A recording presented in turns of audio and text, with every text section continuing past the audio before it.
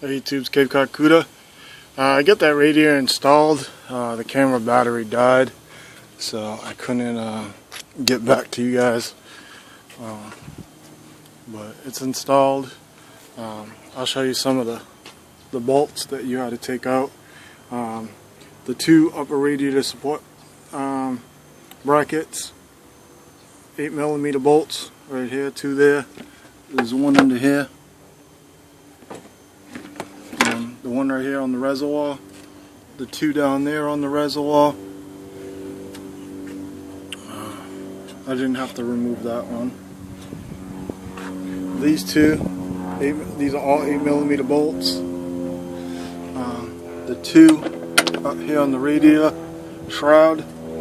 This one's not lining up for me. I gotta play with that. And the one that's over here on the shroud.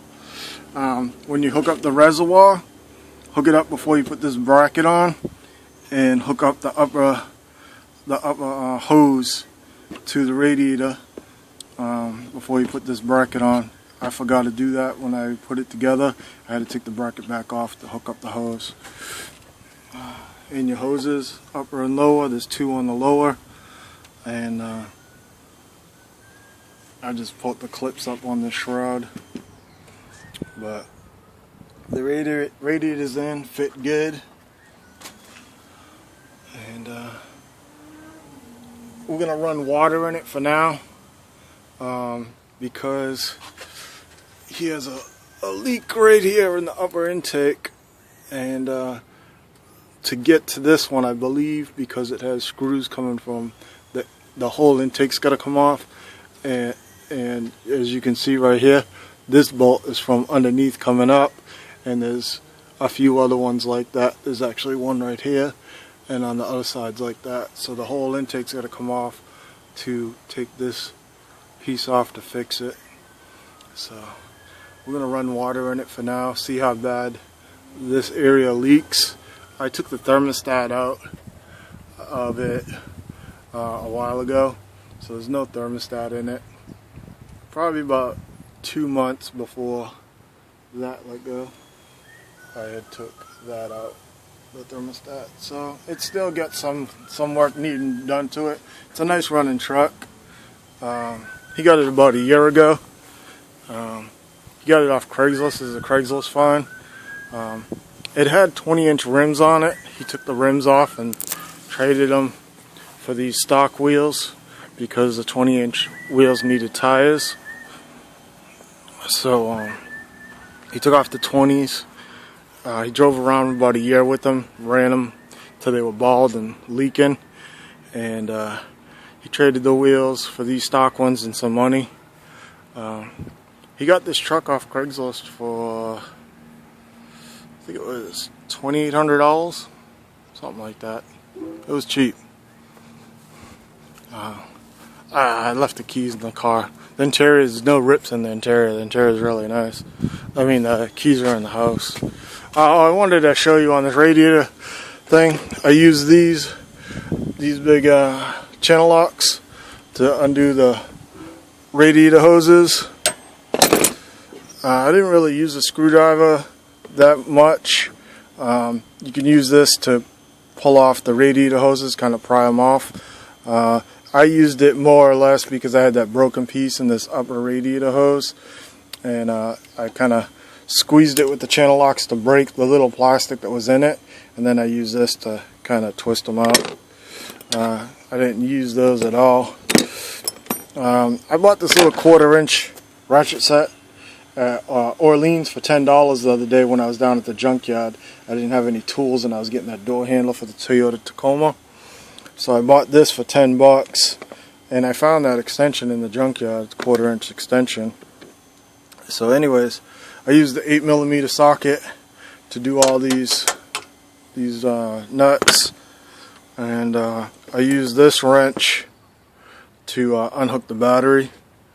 I unhooked the battery, because the cable was in the way for the coolant reservoir. The cable was running right here, so that's why I unhooked the battery.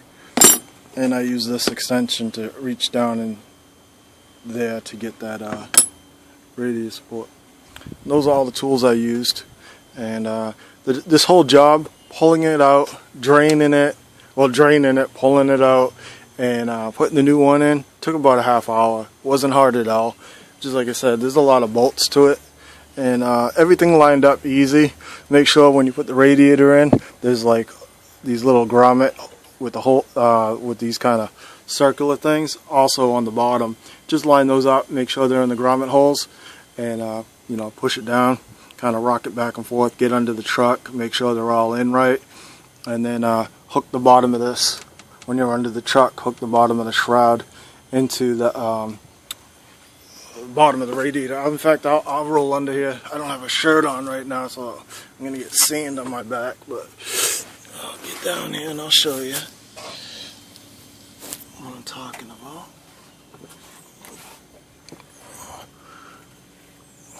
Actually, get the bottom of that shroud sitting in the radiator. See how it sits in there? Just make sure that's pushed down.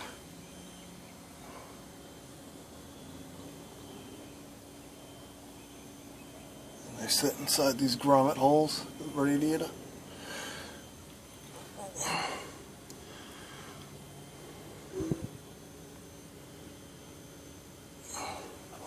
It's about a half-hour job. It's not that bad.